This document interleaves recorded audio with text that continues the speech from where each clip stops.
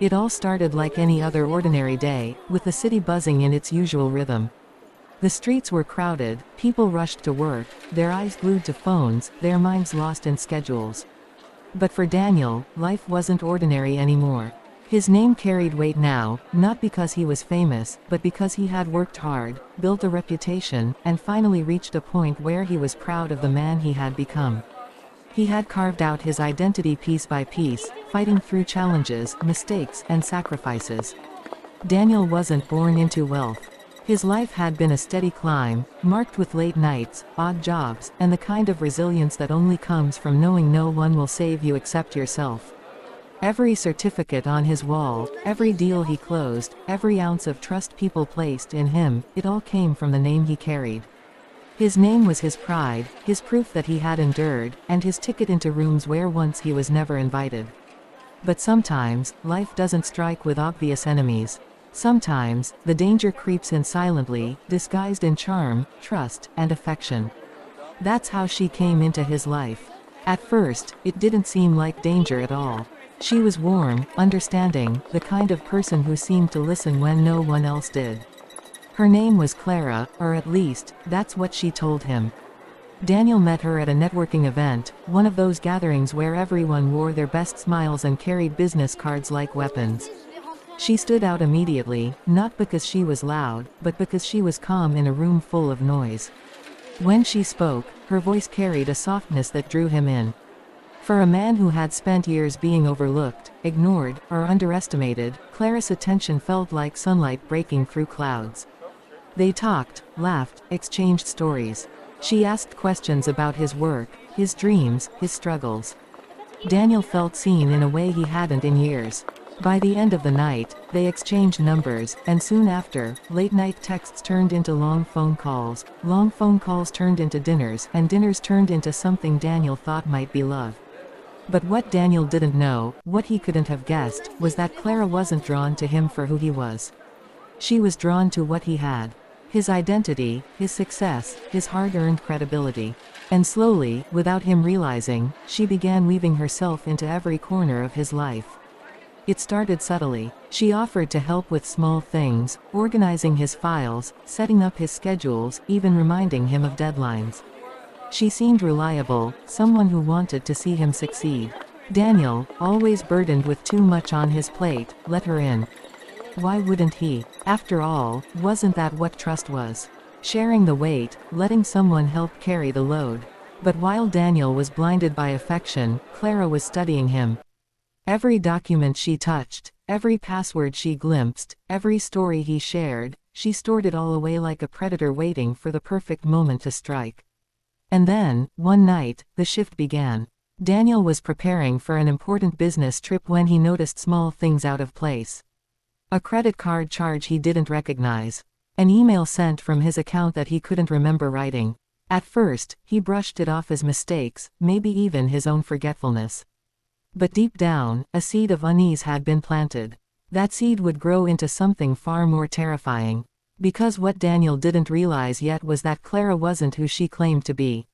She wasn't just Clara. She wasn't just a kind smile in a crowded room. She was a thief, a manipulator, a woman with a plan so calculated it would leave Daniel questioning his own reality. This is not a story about heartbreak in the usual sense. It's a story about betrayal so deep it cuts into your very name, your very identity. A story about how one man's trust was weaponized against him, and how the life he built piece by piece was nearly stolen with a few strokes of a keyboard and a cruel smile. But what happened after, the way Daniel fought back, the way he reclaimed not just his identity but his power, that part will shock you. Because revenge doesn't always come with fists or shouts. Sometimes, the sweetest revenge is simply proving you can't be erased. And this is Daniel's story. At first, Daniel thought nothing of the unusual charges. A dinner here, a clothing store there, maybe he had forgotten, maybe his card had been used by mistake. Clara was the first to reassure him. Banks mess up all the time, she said lightly, brushing her fingers against his arm. I can help you straighten it out if you want. It was comforting, having someone who didn't make him feel paranoid, someone who treated his concerns as manageable. He handed her the receipts, the bank statements, even his login information so she could handle it. Clara smiled as she typed quickly, promising him it was taken care of. Daniel never suspected he had just handed over the keys to his entire life. In the weeks that followed, Clara became indispensable. She scheduled his appointments, answered his phone when he was too busy, even took charge of small financial matters. Daniel, consumed with projects and chasing opportunities, welcomed her help. Every successful man, he told himself, needed someone to keep his life in order. Clara was that person for him. Or so he believed. But the cracks began to show. One morning, Daniel received a phone call from his credit union. His account had been flagged for suspicious activity. Tens of thousands of dollars had been withdrawn in a series of rapid transactions.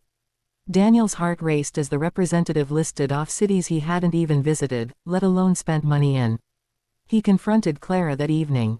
She sat across from him on the couch, legs crossed, a picture of calm.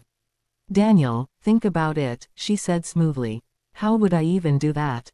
You're overworked. Maybe you messed up somewhere. Maybe the bank's system got hacked. It happens all the time." Her voice was steady, her expression unreadable. For a moment, Daniel doubted himself. He wanted to believe her, wanted to believe that the woman who had been by his side for months couldn't possibly be the reason his life was unraveling. And so, against his instincts, he let it go. But Clara wasn't just taking his money. She was taking him. The first real blow came when Daniel applied for a business loan to expand his work. He walked into the meeting confident, prepared with documents and numbers. But as the banker flipped through his file, a look of confusion crossed his face. "Mr. Johnson," the banker said carefully, "according to our system, you've already applied for 3 loans this month. All denied." Daniel froze. "That's impossible. This is my first." The banker turned the screen toward him. And there it was, applications bearing his name, his social security number, his address. But not his handwriting, not his requests. Someone had already been parading as him. Clara. His chest tightened as realization dawned. This wasn't just a case of missing money or mistaken charges. This was identity theft, personal, targeted, and devastating. When he returned home, he found Clara in the kitchen, humming softly as if nothing had happened. She looked up, smiled, and kissed his cheek. Daniel wanted to scream. He wanted to accuse her, to throw her out, to demand answers. But the weight of proof held him back. He had suspicions, yes. But what did he have that could hold up in front of the police? Documents could be forged, stories could be twisted. And Clara was a master manipulator. So he stayed quiet, for the time being. But inside, something shifted. Over the next few weeks, Daniel began noticing more signs. Letters from credit card companies about accounts he never opened. Calls from debt collectors demanding money for loans he never borrowed. Emails confirming purchases he never made. His identity wasn't just being used, it was being dismantled, piece by piece. And Clara, she was there every step of the way, pretending to comfort him, to offer support, to be his shoulder to lean on. "I'll help you through this," she would say, her hand on his. "We'll figure it out." But behind those reassuring words, Daniel began to see the cracks in her mask. A flicker of amusement in her eyes when he panicked. A faint smirk when he shredded debt notices. The way she always knew a little too much about what had been done under his name. One night, Daniel pretended to fall asleep on the couch. He lay still, his breathing even, while Clara sat at his desk. Slowly, she opened his laptop, typed in the password she had memorized, and began working. He cracked his eyes open just enough to see her screen. Emails, bank accounts, legal documents. She was inside everything. His blood boiled, but he forced himself to stay quiet. He needed more than suspicion, he needed evidence. The betrayal cut deeper than he could put into words. This wasn't just theft. It was personal. Clara had looked him in the eyes, listened to his fears, kissed his lips, and all the while, she had been dismantling the life he built. Daniel felt powerless, but beneath that helplessness, something else stirred. Determination. He might have been blindsided, but he wasn't broken. Not yet. Because if Clara thought she could steal his name, his identity, his future, and walk away untouched, she was about to learn just how wrong she was. The morning after Daniel caught Clara on his laptop, he woke up with a pit in his stomach. His world felt like quicksand, every step he took sank him deeper.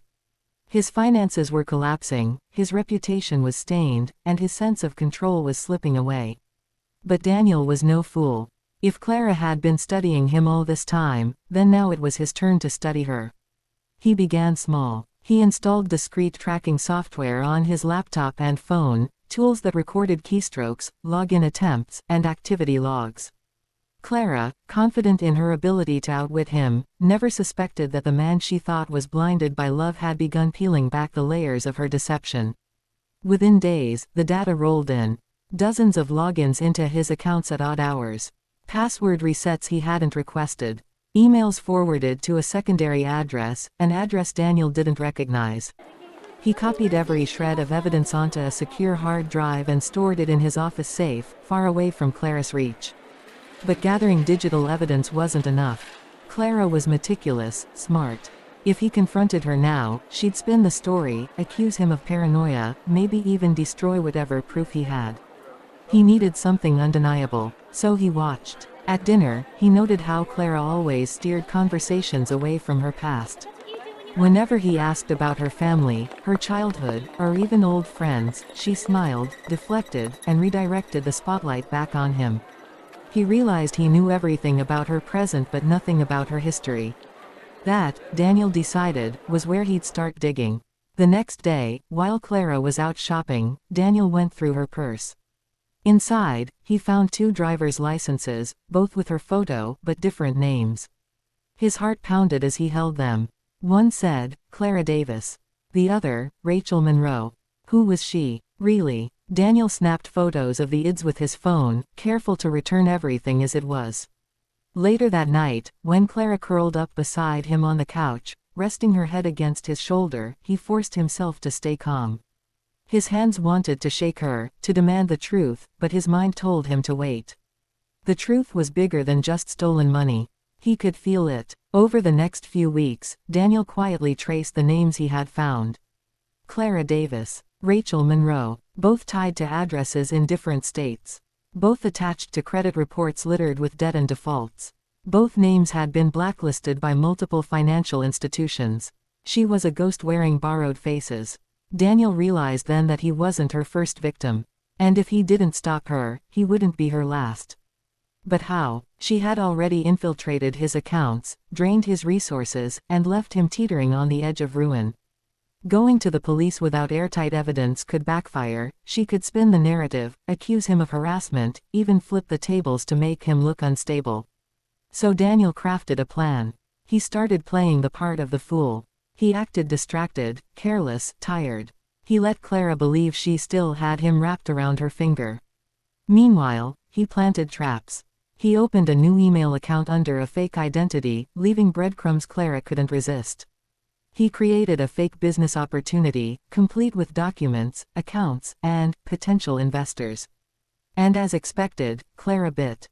One evening, Daniel returned home to find her at his desk again. She didn't notice the small webcam he had hidden among the books on the shelf. She didn't see the tiny recording device tucked under the table. She logged into the fake account, stole the documents, and forwarded them to herself. Daniel caught it all on tape. His chest swelled with adrenaline as he watched the footage later. There it was, undeniable proof of her actions, her deceit, her theft. The woman who had looked at him with affection was now exposed as nothing more than a fraud. Still, Daniel wasn't ready to strike. Not yet. He wanted more than just justice. He wanted her to feel what she had made him feel, helpless, vulnerable, stripped of control. So he waited. The breaking point came one night when Daniel pretended to forget his wallet at a restaurant. Clara, without hesitation, pulled out a platinum credit card to pay the bill. Daniel recognized the name instantly. It wasn't hers. It was his. But he smiled. He played along. Because he knew the walls around Clara were about to collapse. That night, Daniel sat awake long after Clara fell asleep. He stared at her lying peacefully beside him, as if she hadn't shattered his life. The anger inside him burned hot, but alongside it was a cold, calculated calm. She thought she had stolen his identity. But Daniel was about to show her she had underestimated the one thing she could never steal, his resolve. And when he struck, she wouldn't see it coming. The morning light filtered through the curtains, bathing the room in soft gold. Clara stirred beside him, stretching with the ease of someone who had no idea the ground beneath her was crumbling. Daniel watched her, his jaw tight, forcing a smile when she turned to kiss his cheek. To Clara, nothing was wrong. She thought she still held the reins. But inside, Daniel's mind was a storm of calculations. Each detail mattered now, every smile he faked, every word he spoke, every move he made had to push her closer to the trap he had built. Over coffee, Clara mentioned she'd be out later to meet a friend. Daniel nodded, pretending not to notice the way she avoided his eyes. He knew exactly what meeting a friend meant. He had already traced the number she'd been texting. It belonged to another man, a man who probably thought Clara was everything Daniel once believed too. For a moment, jealousy flared in his chest. But then he smothered it. Jealousy was an indulgence he couldn't afford. This wasn't about love anymore. It was about survival. After she left, Daniel opened his laptop, the clean one, the one Clara didn't know about. He reviewed the files he had compiled. Screenshots of her fake accounts, credit card applications in his name, the footage of her stealing documents. Piece by piece, he was building a case so airtight not even Clara's silver tongue could escape. But Daniel wasn't satisfied with just evidence. He wanted to dismantle her world the way she had dismantled his. And for that, he needed her overconfidence to work against her. He crafted emails from his fake persona, offering a lucrative consulting deal with a small tech firm. The kind of deal Clara couldn't resist. He dangled money, prestige, and exclusivity. All she had to do was provide her expertise and submit some of her credentials. Sure enough, within hours, Clara bit. She responded with enthusiasm, crafting a polished resume filled with lies, degrees she didn't have, jobs she never worked. Daniel read it with a mix of disgust and admiration. She was good. Too good. But she didn't realize the company she was dealing with was nothing more than Daniel's creation, a carefully built shell designed to lure her deeper into the net. Over the next 2 weeks, Clara devoted her nights to consulting work. Daniel pretended not to notice her late hours, her secretive phone calls, the smug smile she wore when she thought he wasn't looking. Every keystroke she made, every file she touched, Daniel captured. The more rope she was given, the tighter the noose became. One night, Daniel decided to test just how far she'd go. He left a file on his fake company's server, a document marked, confidential, investor data. It was bait, sensitive enough to tempt her, but vague enough to arouse suspicion if she was careful. She wasn't careful. At 2 a.m., Clara crept into his office, thinking Daniel was asleep. She downloaded the file, forwarded it to herself, and deleted the traces, or so she thought. The webcam caught it all. When Daniel reviewed the footage the next morning, he exhaled slowly. That was it. The final nail. He had her. But still, he waited. Because what he wanted wasn't just to expose her. He wanted her to feel the same helplessness he had felt watching his bank account drain, his credit shatter, his future crumble. He wanted her to wake up one day and realize her empire of lies had turned to dust beneath her feet. The first strike came quietly. Daniel froze the joint bank account she had been using, transferring what little remained into a secure account under his sole name. He canceled the cards she had stolen, rerouted the alerts to his phone, and shut down the credit applications in progress. Clara didn't notice immediately. She still floated through the days with her perfect smile, oblivious to the storm brewing behind her. But when she tried to pay for groceries one evening and her card declined, Daniel watched her mask falter. Just for a second. Must be a glitch, she said lightly, though her voice was sharper than usual. Daniel nodded, playing along. Inside, his heart pounded. The game was working. The second strike came when Clarice, other man, suddenly stopped answering her messages. Daniel had sent him an anonymous email with a collection of screenshots, Clarice's multiple identities, her fraudulent activities, her lies. The man disappeared without a word, cutting off whatever backup plan she thought she had. Clara grew restless after that. Irritable, snappish. She stayed up late, pacing, making frantic calls in hushed tones. Daniel listened from the next room, calm as stone. He could see the cracks forming. And then came the moment he had been waiting for. Clara stormed into the kitchen one morning, her face pale, her phone clutched tight. "My accounts are locked," she snapped, panic bleeding into her voice. "The bank thinks there's fraud. I don't know what's happening." Daniel looked up from his coffee, feigning surprise. "Fraud? That's strange. Do you think someone's been stealing your identity?" Her eyes widened, just for a heartbeat, before she masked it with anger. "This isn't funny, Daniel." But inside, Daniel was smiling. Because the woman who had stolen his life was finally beginning to realize hers was slipping through her fingers. And she had no idea that the man sitting across from her was the one pulling the strings. And soon, he would deliver the final blow. The air in the apartment had shifted. What once was filled with Clara's laughter and Daniel's patience was now thick with tension, every silence stretched taut like a wire ready to snap. Clara paced the living room, phone in hand, muttering under her breath about banks, blocked accounts, and idiots who don't know how to do their jobs. Daniel sat at the table, seemingly calm, sipping his coffee and scrolling on his laptop. But inside, his pulse beat steadily with anticipation. Every frantic step Clara took was proof that his plan was working. She was losing control, the same way she had forced him to lose his. That evening, she tried to make another excuse to go out, claiming she had to meet a client. Daniel gave her his usual smile, his carefully rehearsed indifference. But this time, as soon as she closed the door behind her, he moved. From the hidden drawer in his desk, Daniel pulled out a thick folder. Inside were printouts, emails she'd sent under false names, bank statements showing unauthorized transfers, screenshots of her resume sent to his fake company. And at the very back, the gem of them all, the footage from the night she thought he was asleep, her shadowy figure bent over his laptop as she downloaded files she had no right to touch. Daniel placed the folder into a sleek black briefcase, snapped it shut, and leaned back. The evidence was undeniable. Clara's world was about to burn. The next day, Daniel requested a meeting with his company's legal team. He explained carefully, presenting only what was necessary. At first, the lawyers looked skeptical. Identity theft cases were tricky, after all.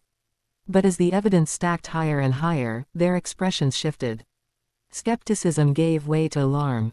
Alarm gave way to grim determination. "This is enough to press charges," one of them finally said. "More than enough." Daniel nodded, his jaw tight. But inside, his heart thundered. Clara had always believed she was 2 steps ahead, untouchable in her lies. Now, she was unknowingly standing on the edge of a cliff, and Daniel was the one who had built it beneath her. He didn't stop there. After the meeting, Daniel contacted a few trusted colleagues, people whose respect he valued, whose trust Clara had tried to poison with whispers. He showed them the sanitized version of the evidence, enough to prove that he was the victim, not the fool Clara painted him to be. Their shock turned to outrage, and then to loyalty. For the first time in months, Daniel felt the weight lifting off his chest. He wasn't alone anymore. Meanwhile, Clara continued spiraling. Her once smooth lies began to crack under pressure. The bank froze her last remaining account, the fake, consulting job, stopped replying, and even her phone buzzed less and less as the men she strung along began to drift away. One night, she lashed out at Daniel, her composure breaking. "Do you have any idea what I'm dealing with?" she snapped, slamming her phone onto the table. "Everything is falling apart." Daniel tilted his head, his expression carefully neutral. "It sounds awful," he said softly. "Almost like someone's been stealing your life." For a flicker of a second, Clara froze. Her eyes locked on his, searching, suspicious. But then she shook her head, muttering something about bad luck, and stormed into the bedroom. Daniel let out a slow breath once she was gone. The mask was slipping. She could feel it, even if she couldn't prove it yet. The next morning, the final phase began. Daniel invited Clara to join him at a corporate dinner. She hesitated at first, too distracted by her unraveling chaos. But when he mentioned the possibility of new investors, her greed won over her caution.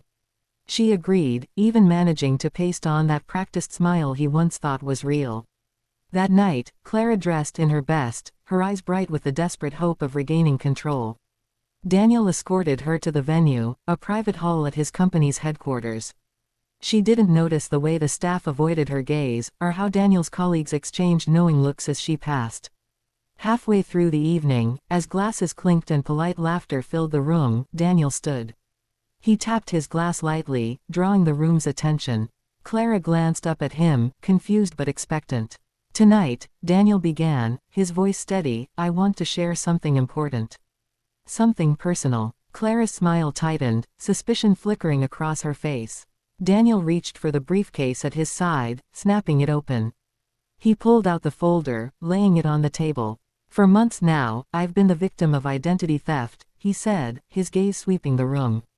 "Someone I trusted tried to destroy everything I've built. But tonight, I want to show you who that person really is." The room stilled. Clara's face went pale. One by one, Daniel laid out the evidence. The emails, the stolen documents, the screenshots, the video. Gasps rippled through the crowd. Clara's composure crumbled, her mouth opening and closing like a fish gasping for air. This is a setup," she stammered, her voice shaking. "He's lying. But no one listened. The footage spoke louder than her words. Daniel looked at her, his expression calm, almost pitying. "You stole my identity, Clara. But you forgot one thing, you can't steal the truth. And the truth is, you've lost." The room erupted, some in anger, some in shock. Security moved closer, while the legal team quietly nodded to Daniel, already preparing the next steps. Clara's eyes darted wildly, searching for escape, for someone to believe her. But the web she had spun had finally collapsed, every thread unraveling at once. And for the first time since this nightmare began, Daniel felt in control. But this was only the beginning. Because revenge, he knew, wasn't just about exposing her. It was about ensuring she could never rise again on the ruins of someone else's life. The silence after Daniel's words was suffocating. Clara stood frozen, her hands trembling as if the evidence on the table might vanish if she willed it hard enough. But it didn't vanish. It stared back at her, undeniable, each document a mirror reflecting the truth she had tried so hard to bury. The investors shifted uncomfortably in their seats. The colleagues she once charmed looked at her with thinly veiled disgust. A murmur rippled through the room, half outrage, half disbelief. Clara tried to laugh it off, her voice shrill. "You're all being ridiculous. This is some elaborate trick. Daniel, he's obsessed, he's trying to frame me." But her words landed hollow, echoing against the weight of the evidence. One of the executives leaned forward, his eyes cold. "Clara, the footage is timestamped. The documents have your email headers. And the resume with your fake credentials, it came from your account. How do you explain that?" Her lips parted, but no sound came out. She had always been quick with lies, but tonight, her tongue betrayed her. Panic clawed at her throat. Daniel watched quietly, his face a mask of composure. But inside, every second felt like a release, a healing of the wounds she had carved into his life. She wanted to steal his identity. Tonight, she had none of her own left. The legal team stood, collecting the evidence into neat stacks. "This will be forwarded to the authorities," one said firmly. "Clara, I advise you to prepare yourself." Clara's eyes widened. "You can't do this. Daniel, tell them. You wouldn't destroy me like this." Daniel met her gaze, his voice low but steady. "You destroyed yourself, Clara. I'm just showing them the truth." Security moved closer, not to drag her away but to ensure she couldn't cause a scene. Still, her panic burst free. She lunged at Daniel, hands shaking, eyes wild. "You think you've won. You think you can humiliate me. You'll regret this." Her words echoed across the room, but they carried no power anymore. Two guards intercepted her, guiding her firmly toward the exit. Daniel exhaled slowly, his body trembling with adrenaline. For months he had lived under her shadow, his life twisted by her lies. And now, finally, he stood in the light. But even as relief washed over him, a part of Daniel knew the fight wasn't over. Exposing her was one step. Justice still needed to be delivered. The following week was a blur. Clara was summoned for questioning, her apartment searched, her devices seized. Every file she thought she had hidden revealed another crime: forged credit applications, fraudulent accounts, stolen data. The case built itself like a mountain, undeniable and heavy. News spread quickly, especially within the tight-knit circles of their industry. Clara's name, once whispered with admiration, now carried shame. No one wanted to be associated with her. Companies blacklisted her, former friends cut ties, and the other men she had manipulated vanished without a trace. For Clara, the walls closed in fast. For Daniel, each headline, each update, felt like a balm on old wounds. But the moment that seared itself into his memory came during the preliminary hearing. Clara sat across the room, her once polished appearance crumbling. The woman who had once glided through life with confidence now looked small, cornered. When her eyes met Daniel's, there was no warmth, no charm, only a silent plea. A desperate look that begged for mercy. Daniel held her gaze, steady and unflinching. Mercy. She had shown him none. She had tried to erase him, to replace him with a hollow version she could control. No, mercy was not hers to ask for anymore. As the charges were read aloud, identity theft, fraud, forgery, Clara's shoulders slumped lower. Each word was another stone added to the weight she could no longer carry. The judge denied her bail, citing the risk of further fraud. And in that moment, as Clara was led away in handcuffs, Daniel felt the full force of his victory. But strangely, it wasn't joy that filled him. It was peace. A quiet, steady peace that came from knowing the nightmare was finally over. Later that night, Daniel sat alone in his apartment. The same apartment that once echoed with Clara's laughter, now filled only with silence. He looked around, the shadows soft against the walls, and for the first time in months, the silence didn't feel heavy. He opened his laptop, not the one she had touched, but the one he trusted. The screen glowed, and on it was the life he had fought so hard to protect. His name, his work, his future. Untainted. Clara had tried to steal it all. But in the end, she had nothing left. And Daniel, he still had everything that mattered. His name, his identity, his power. And as he leaned back, breathing deeply, he realized something else. Revenge wasn't just about watching her fall. It was about proving he couldn't be broken. Daniel smiled faintly. For the first time in a long time, he was free. But he also knew one thing for certain: if anyone ever tried to cross him again, they'd learn the same hard lesson Clara had. You can try to steal a man's identity, but you can't steal his strength. The courthouse buzzed with tension the morning of the trial. Reporters gathered at the steps, cameras flashing as people whispered Clara's name with a mix of curiosity and disgust. For weeks, her story had been in the headlines: rising star caught in web of fraud, identity thief exposed by her own victim.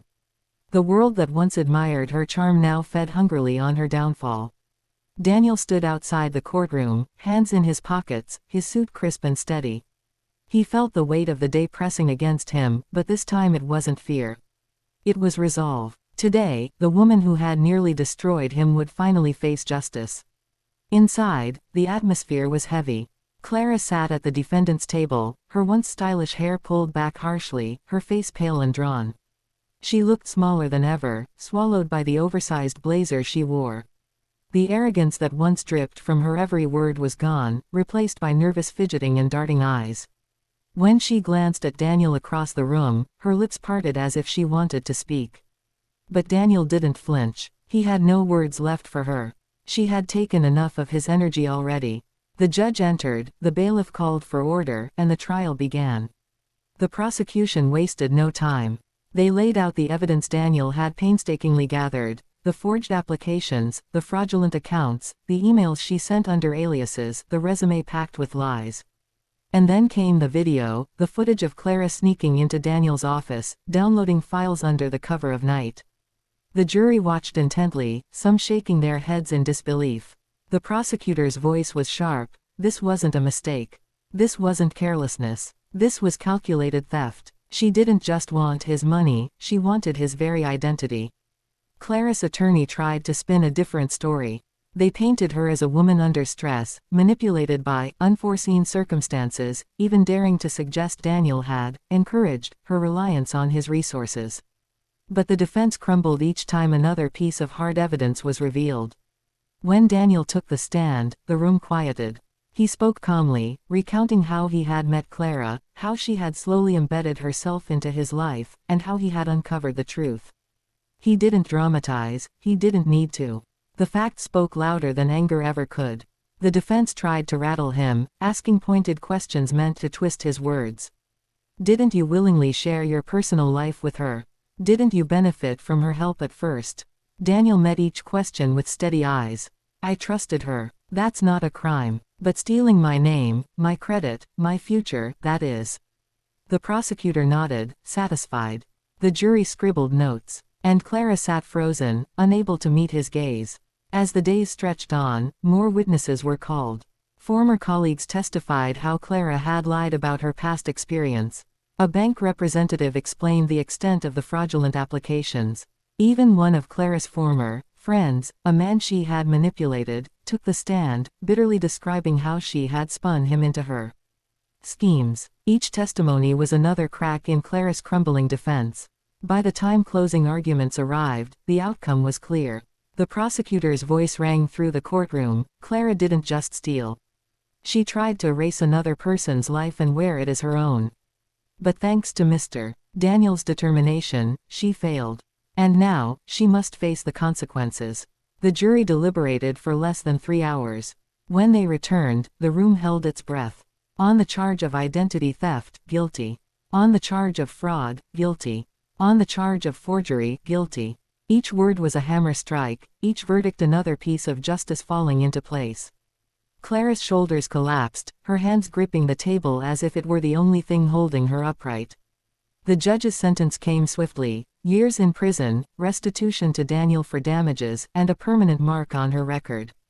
As the gavel struck, Clara turned her eyes to Daniel one last time. There was no anger left in her, no arrogance. Only defeat. Daniel met her gaze for a heartbeat, then turned away. He didn't need to see her escorted out in handcuffs. That chapter was closed. Outside, reporters swarmed him, microphones shoved toward his face. How do you feel now that the trial is over? One asked. Daniel paused, the cool autumn air brushing against his skin. For the first time in months, he felt light, unburdened. I feel free, he said simply. The cameras flashed, the questions piled on, but Daniel didn't linger. He had no interest in fame or pity. What he wanted was peace, and now, finally, he had it. That evening, back at his apartment, Daniel sat by the window, watching the city lights flicker like stars against the skyline. He thought of the long nights he'd spent doubting himself, the days when he wondered if he'd ever recover. And he thought of Clara, the woman who had tried to wear his life like a mask. She was gone now, stripped of power, stripped of lies. And Daniel, he was still here, stronger, sharper, wiser. Revenge hadn't been about ruining her. It had been about reclaiming himself. About proving that no matter how much someone tried to steal from him, they couldn't steal the one thing that mattered most, his resilience. Daniel closed his eyes, breathing deeply. Tomorrow, he would return to work, to friends, to the life he had built. But tonight, he allowed himself to rest. The storm had passed, and in its wake, he had found not just justice, but freedom. The weeks following Clara's sentencing moved like a slow tide. At first, Daniel woke each morning with the lingering weight of vigilance, half expecting another disaster to strike. It had become second nature, checking his bank alerts, scanning his email for signs of tampering, double-locking his doors before sleep. For months, his life had been defined by suspicion and defense. But little by little, the silence proved itself safe. No fraudulent charges, no ominous emails, no shadows lurking in his periphery. Clara was gone, locked away where her manipulations could no longer reach him. Slowly, Daniel allowed himself to breathe again. His first step was reclaiming control. He sat down with financial advisors, restructuring his accounts, securing his assets with safeguards Clara could never bypass again. He filed for credit repair, and though the process was tedious, each small correction felt like a stone removed from his shoulders. Next came his reputation. Within the industry, whispers of Clara's betrayal had at first cast a cloud over him too. Some colleagues had doubted him, wondered if he had been complicit or careless. But after the trial, the truth was undeniable. One by one, calls came in, apologies, offers of support, even new opportunities. The company that once questioned him now praised his resilience. What you went through would have destroyed most people, one executive told him. But you didn't just survive, you fought back. That kind of strength is rare. Daniel accepted the praise with quiet humility. He hadn't sought to be an example, but if his story gave others courage, so be it. Yet, rebuilding wasn't only about work and money. It was also about Daniel himself. The ordeal had left scars, invisible ones that no amount of restitution could erase. Trust, once given freely, now came cautiously. Affection felt dangerous, intimacy even more so. Still, he refused to let Clara's betrayal dictate the rest of his life. Slowly, he began reconnecting with people who had always been there for him, old friends, mentors, family members he had withdrawn from during the chaos. He explained, not in every detail, but enough for them to understand. And in return, they gave him patience, laughter, normalcy. One evening, sitting across from a longtime friend at a quiet cafe, Daniel found himself laughing, genuinely, unguarded, for the first time in months. The sound startled him, and then comforted him. He was still capable of joy. In his apartment, he made changes too. The desk where Clara once pretended to help him, he cleared completely, replacing it with a small shelf of books and a plant that stretched eagerly toward the sunlight. The bedroom, once heavy with memories, he repainted in fresh colors. Each brushstroke was an act of reclaiming. And yet, amidst the healing, Daniel also reflected. He thought about the warning signs he had ignored, the way Clara had asked too many questions, the eagerness with which she inserted herself into his personal affairs. He remembered how her charm had blinded him, how her affection had silenced the small voice in his head that whispered something isn't right. He couldn't change the past, but he could change how he moved forward. So Daniel built rules for himself. Not walls, but boundaries. He would trust again, but wisely. He would open his life to others, but never without keeping his own foundation secure. He realized that resilience wasn't about never being hurt, it was about rising stronger each time someone tried to knock you down. Months passed, and the city that once felt suffocating now felt alive again. On weekends, Daniel walked through the parks, the autumn leaves crunching beneath his shoes. He traveled for work, shaking hands with new clients who respected not only his skill but also the strength of his character. He spoke at a small conference, sharing his story, not to dwell on pain, but to highlight the importance of safeguarding identity, of valuing trust without surrendering it blindly. The applause he received wasn't for revenge. It was for survival, for transformation. One night, as Daniel sat by his window watching the skyline glow, he thought back to the moment Clara had first walked into his life, the calm smile in the crowded room, the voice that had made him feel seen. It amazed him how something so dangerous had begun so simply. But he didn't dwell on bitterness. Instead, he thought of the man he had become through it all, sharper, wiser, more unshakable than before. Clara had tried to erase him. Instead, she had forged him into someone stronger. With a quiet smile, Daniel closed his eyes, the city humming softly beyond the glass. He wasn't the man he had been before Clara. He was someone new, someone better. And while scars remained, they were no longer marks of weakness. They were proof of survival. Tomorrow, there would be challenges, there always were. But tonight, Daniel rested in peace, knowing one simple truth. She had stolen his identity for a time. But in the end, she gave him something she never intended. A stronger one. The seasons shifted again, and with them, so did Daniel's life. Winter came softly, dusting the city streets in white, and for the first time in a long while, Daniel welcomed the change instead of dreading it. The snow felt cleansing, each flake a reminder that the world could still be pure, untouched, uncorrupted. By then, nearly a year had passed since Clara's sentencing. The chaos she left behind had been rebuilt, piece by piece, into something steadier. Daniel's finances were not only restored but stronger than before.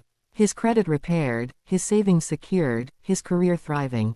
But more importantly, Daniel himself had been rebuilt. The anxiety that once clung to him had loosened. The scars remained, but they were no longer raw. He carried them like invisible tattoos, a story inked into his soul that no one could erase. He didn't check his email with dread anymore. He didn't flinch at unexpected calls. Slowly, he had retrained his mind to live without the constant hum of fear. One evening, while walking through the city square lit with holiday lights, Daniel saw couples laughing, children tugging at mittened hands, vendors selling roasted chestnuts that perfumed the air. He paused, just to take it in. For so long, he had lived in survival mode, measuring life in threats and defenses. Now, he allowed himself to measure it in moments of peace. It was then that he realized something profound: Clara no longer had power over him. Not through memory, not through fear, not even through hatred. She was simply gone. A chapter closed. A ghost dissolved. He learned, through a mutual acquaintance, that Clara had tried to appeal her sentence but failed. Rumors suggested she struggled in prison, unable to manipulate her way into favor the way she once had. Daniel felt no triumph in hearing it, only distance. Her downfall no longer defined his healing. One night, sitting at his desk, no longer cluttered with old reminders, just clean, simple, and calm, Daniel opened a blank document. He began to type, not a report or a work proposal, but a story. His story. Line by line, he poured his experience onto the page. The deception, the betrayal, the fight to reclaim himself. It wasn't for profit or recognition. It was for him. A way to ensure that no matter how much time passed, he would never forget the strength it took to rise again. As the words filled the screen, Daniel realized something else too: he wanted to share it. Not the names, not the details that tied it directly to Clara, but the lesson. That even when someone tries to strip you of your identity, your worth, your very existence, you can fight back. You can rebuild. You can emerge stronger. Weeks later, he submitted the essay anonymously to a journal focused on resilience and recovery. To his surprise, it was published. Letters began trickling in from readers who had faced their own betrayals, some financial, some emotional, some a combination of both. They thanked the anonymous writer for reminding them they weren't alone. Daniel smiled when he read them. If his suffering could be turned into light for someone else, then maybe that was the final revenge against Clara, not her punishment, but his growth. Spring arrived, and with it, an unexpected possibility. At a conference abroad, Daniel met someone, a woman named Eliza. She wasn't flashy or overwhelming, her kindness was quiet, steady. She didn't demand details of his past, nor did she pry. She simply listened when he offered, respected his silences when he didn't. For months, Daniel had sworn he would never open his heart again. But with Eliza, it didn't feel like vulnerability. It felt like choice. He chose to share, not because he needed to, but because he wanted to. And that, he realized, was the difference. It wasn't about forgetting Clara or pretending the betrayal never happened. It was about proving to himself that her shadow couldn't smother the rest of his life. One warm evening, as he and Eliza walked along a riverside path, she asked him gently, "Do you ever regret it?" Meeting her. Daniel thought for a long moment, the water shimmering under the moonlight. "No," he said finally. "Because if I hadn't, I wouldn't be who I am now. She tried to steal everything from me, even my sense of self. But in the end, she gave me something she never intended, a reason to rebuild stronger. A reason to never let anyone define me again." Eliza squeezed his hand, and Daniel felt a quiet certainty settle in him. Clara's story was over. His was just beginning. Months later, Daniel stood in front of a small audience at a workshop about digital security and resilience. He wasn't a victim on that